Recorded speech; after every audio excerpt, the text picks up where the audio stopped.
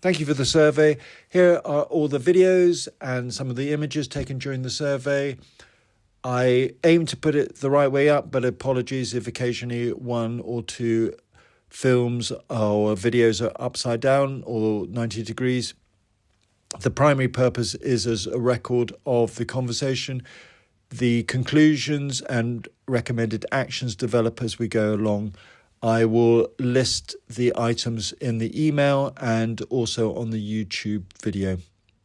Film it as I go along. So this was in November, you said? In about mid-November, water started coming in. You can see that sort of slight brown staining. Yeah. It's a typical sign of penetrating damp. It's over in the corner as well. That's different. That is more, so this is from liquid coming in, and then since then basically it's been very difficult to manage mold and stuff. Yeah. So then some of this is just from me having wiped off molds where it's just smeared a little. So that's not actual water penetration, that's more just like mold that I've been on my tiptoes trying to wipe off. So yeah, so that's the chimney breast. I'll have a look on the outside and see. Yeah, so we got a roofer in who sealed that off, said that the roof was in need of repair, sealed off the chimney, but then since then... As in capped it? I believe put a cap on top of the... Yeah, like I think just bricked it over, I think. Yeah. And since then, we've had some intermittent instances where water has sort of trickled down again, and we've been much less clear on what the cause of that would be. Seeing as the roofer has sealed that off and has said that they can't be coming in through I mean, I can guess what the problem is. Okay. But I'm going to investigate. Yeah. But I guess what's happened is that you had the water penetrated through in the first instance. Yeah. It's dampened the brick and the plaster, and a damp brick and plaster will take 6 to 9 months to dry out. A wet brick, wet wall is a poor insulator, so you get extra heat loss. Yeah. And it increases the risk of condensation. It's actually condensation that's causing. So I'll have a look at all of that. That would make a lot of sense though, because it is primarily in the morning. Yeah. And particularly when the weather's cold out, that I've been noticing that it gets particularly damp here and it trickles down more here. So that would align with the condensation theory. So I'll have a look at all of that. And did you have a chance to get data loggers? Did Chris mention those? No. Okay, I'll have to leave one then. This is a data logger. It measures the amount of vapor in air and the temperature. And from that, it can work out the relative humidity. And if you know the surface temperature, it can work out the surface relative humidity. It's better to have background information, but I'm going to have a look at a series of factors, and I'll give you some recommendations in the first place, and I'll have a look to see what the ventilation's like and so on. Great. But in addition, I'll get some more information from this, and I'm going to ask you to send me some data in the first instance, and then from this, it won't be particularly meaningful, but it'll just show you how to do it, and then send me an update in a week's time, and then I use AI to analyze it, and then it will maybe say yes, all the recommendations are working, or you need further, or different things. Okay, fine. So so you see it goes down to 9.1 degrees centigrade there. There you go. Look, so on the dew point on this is 9.1 degrees centigrade. So the temperature up there is the temperature where condensation starts to form. Yeah. Because it's cold, and because there's vapor in the air. So you really should be aiming to have internal dew point that's below the outside temperature. Yeah. So dew point is a measure of the amount of vapor in air. It's also the temperature of condensation takes place at. The vapor outside can never have a dew point that's above the outside temperature, because otherwise it would rain, and rain is condensation. So if you're constantly replacing the humid air from inside with the air from outside, you will always keep the internal dew point below the outside temperature. Okay. You don't, but that's perfect ventilation. You don't need to be perfect. You just need to be optimal, and which means keeping it below the outside temperature. Okay. Otherwise, in any property, you're going to get somewhere that's cold, but it's always going to be cold in the corner because you've got two sides. External, plus the third at the top, which is front of the roof, and you get poor insulation at the top of the wall. So you get, and also you don't get as much airflow on the inside. So they're virtually impossible to insulate effectively. But well, you probably know about, I don't imagine you've been involved in the housing side of it, but obviously. Mold and condensation is a big issue in housing. But anyway, so that's why you're getting it there. At the moment, this isn't showing us particularly cold, but there can be a reason why it doesn't show as cold at this time of day. And it may be that at night it gets very cold because you've got the chimney breast sticking out, and that causes heat loss. Plus, a chimney has a void in the middle, and it gets cold in the centre of the void. So you get extra heat loss that way. So just to mention, drying clothes internally is not, everyone does it, but you need a dehumidifier. This seems to be a heated tile roll, although I can't see. So it speeds up the process of sending vapour into the air. So ideally, you don't use that unless you've got a really powerful dehumidifier, and I would recommend 20 litre per day dehumidifier. Even drying clothes, even drying towels will make it worse.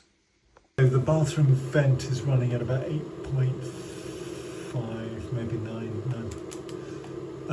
It looks a bit blocked. It should be 15, so that's that number there. I'll see if I can improve it.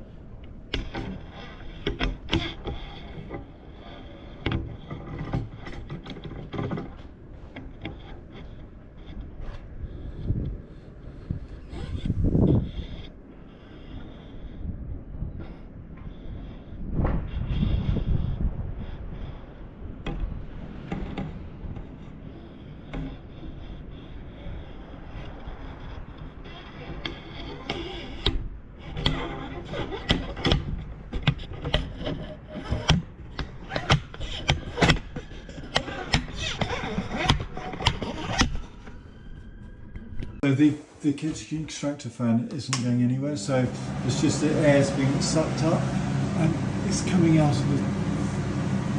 Well, I'll check, maybe, oh I'm wrong actually, it's coming out of the top. So hopefully it is going out. It just didn't look like it. So I'll have a look outside. So one of the big things in this country is that we don't regulate buildings much, or we don't test the regulate. We have lots of regulations, but we never check them. Yeah. So many fans. So since 2012, it's building regulation requirement to have a ducting for the kitchen extractor fan. Yeah. But many of the it's like 50% don't have it. Goodness, yeah. Okay. Because no one ever checks. Well, yeah. So that's the extractor fan outlet. So if you press the green numbers, so it'll do it in no time at all. Then just do the X. You don't need to worry about that bit. Press the calculator sign. Press the export sign. Press export CSV, and then it will. So it's already there. So do it to Simon@dampsurveys.com. At dampsurveys.com. Yep. And then you have to hit it somewhere so it becomes blue, and then you can send it. So it's sending the file with it's just basically a CSV file. Amazing. So what I do with that is, so if you can send it in a week's time, if you can try and remind yourself to. What I will do is I then put it alongside all the other properties that I do a batch of 20 a month, and I can see all the properties together, so you can see where you are relative to others. Yep. And we're looking mainly at dew point. So dew point is a measure of the amount of vapour in air, expressed as degrees centigrade, and you should be keeping that below the outside temperature, ideally, by increased ventilation. I'm going to improve your bathroom vent. I think it's just a bit dirty. Okay. And it doesn't. It's turned off before, so it should run for half an hour. Yeah. I'm going to recommend getting a dehumidifier, especially if you're drying clothes internally, like on the heated rack. It speeds up the process of drying clothes. And monitoring internal vapour levels. I couldn't find a chimney stack above that, but I haven't had a look at the details. But if you stand back at the back of the property, it looks like the chimney has been removed at some stage. So it may have been that the roofer did the other chimney. It is entirely possible that all of this is condensation that we're seeing here.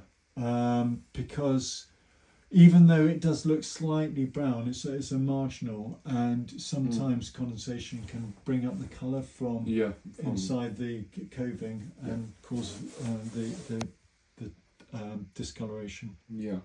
Not that I've been up the loft, but I thought, so there's chimney breasts on, chimney breasts on both rooms. And they meet and in the middle.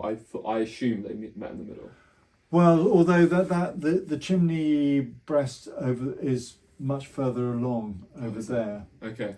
I'm happy to have a look in the loft. Okay. Have you got? Is there a trap door? There's a hatch. Yeah. It needs a ladder. I've got one in the car, so okay. I can That'd do be that great. one. Yeah. That'd be great. Very difficult to manage. I last wiped all of these spots probably about 4 or 5 days ago. I think it was. What you want to do is just keep things away from the wall in the short term. Well, also, you've got trickle vents here. It's worth having those open. Yes. Okay, fab. That's good to know. It's great that you've got a good relationship with Chris, because it's teamwork. There's a certain amount that the owner can do. So, for instance, myself going and improving the ventilation. Yeah. But also yourself, Yeah. In most properties, there are risks, particularly period properties, because of just the construction. They were built with a chimney breast that was constantly in use with a fire below it in the winter months. So you would get heat going up that chimney, and a chimney breast is basically has got two skins of brick with a void in the middle. A normal wall is a single skin. Double skin of brick. So it's that void that creates the heat loss, and even if it's been capped or it looks like it's been removed and tiled over, you will still get the heat loss there, unless it's been properly insulated, which they wouldn't have done years ago. But nowadays people do that. One of the things that can improve the risk is by insulation, but that's not really dealing with the root cause. The root cause would be the excess vapor. And if you insulate one area, you just end up moving the vapor elsewhere to another place. Yeah. And in terms of this wall and your theory that it's the wall got wet and then it's condensation, are there ways of reducing the impact of that? Well, essentially there are four ways. Removing the vapor, which is essential, and that's through improved ventilation, reduce production of vapor. So drying clothes internally, really should have a dehumidifier running. So then there's insulation, there's heat, and there's airflow. Okay. And then so dehumidification is part of the process. And I would say every property needs to have a 20-litre dehumidifier. And if I look at yours down here, I'd say that's probably but it's not actually the capacity. It's the capacity to remove vapor rather than the. But I mean, the fact it doesn't. The fact that it doesn't say anything suggests that it's very low. Okay. But I mean, obviously it's going in the right direction. But so a 20-litre dehumidifier, and you should, if you're ever drying clothes internally, use a dehumidifier, or whenever the humidity, the internal dew point is above the external temperature. Okay, great.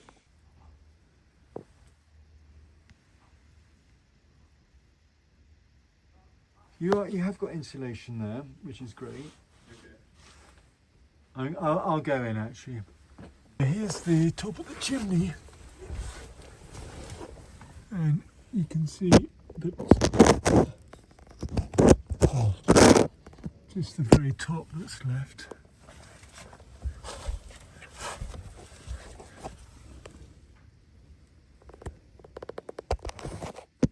There's a lot of heat loss there.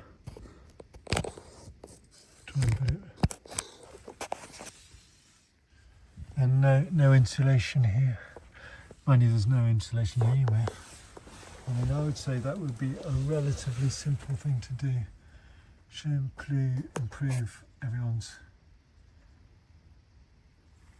comfort and reduce the risk of dampness. So that's dry. Looks damp, but it's dry. You've got sarking material where there used to be the chimney breast. Otherwise, there's no sarking material. It's not a problem, but it's going to get very cold here. There's lots of ventilation.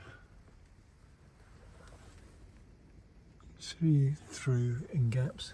I would recommend, well, you probably at some stage want to clear this loft, but insulating the whole way right into the corners. Don't worry about the vent into the eaves, because you've got plenty of ventilation through this roof. You've got gaps everywhere. So I was just saying, just taking this, it's something that's worth doing sort of like annually, just taking it off. It just pulls off there, and just taking the dust off. So this is looking at the vent. You've got a backflow shutter, which is generally not a good idea, but it seems to be open. Got a bit of collection of dust there, so I'll just try and get these off. I mean, it can be difficult to take off, but it does make a bit of a difference. and then we'll try it again, see what the improvement is. Sort of the opposite. So that, You we just want take to that keep off. doors open. For dry and close, you should have the door closed and the window open, or dehumidifier and the door closed, just to stop the spread of vapour from that room into the rest of the property. And same with the bathroom. Same with the bathroom, yeah. Okay. I encourage landlords to put a spring hinge in, Yeah. and also continuous throw bathroom extractor fan. But this is, well, anyway, hopefully we can improve this. Increase the timer. It was for about 10 minutes. It came off after 10 minutes. I'm going to make it into a half an hour, and then the humidity I'm going to turn up so that will trigger it more readily. Oh, sorry, turn the humidity down and the timer up. Okay. So that's the humidity, that's the timer. So currently it's set to be on for 10 minutes, but if the humidity's at a certain level, it stays on. Is that right? Exactly. Okay. Yeah. So it will give you good background ventilation, and I've improved the flow, so we'll see how that's worked out. So that is now showing 13, went up to 13 now.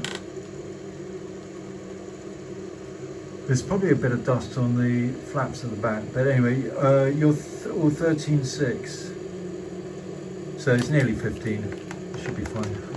It's between where the data logger is and the temperature of the actual wall, so it can be quite useful having this. They're quite easy. Oh, I can put it in the corner here, because this is a bit of an issue here. I can see. So that's temperature. It's actually quite difficult to read it. I have to put it upside down. Relative, sorry, start again. Mold grows or relative humidity goes above 85% for long periods of time. Condensation takes place at 100% relative humidity. The data logger is close to that damp sectional wall, but not here. If you look at the Sensor Blue app on your phone, and you look at the dew point, if the dew point is within 3 degrees centigrade of this temperature here, then you're running a risk of mold. So at the moment it's showing 12 degrees centigrade.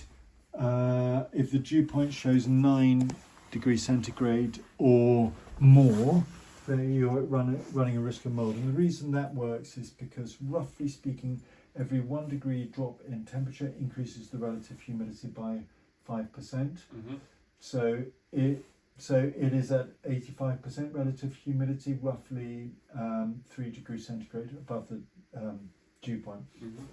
Condensation takes place when the dew point, but for mold it needs a long period of time, so it needs to be consistently at about 85% relative humidity for 8 hours at a time, whereas condensation just needs a moment of being above the dew point, and it's condensing right up at the top now, and I suspect down at the bottom because it felt wet.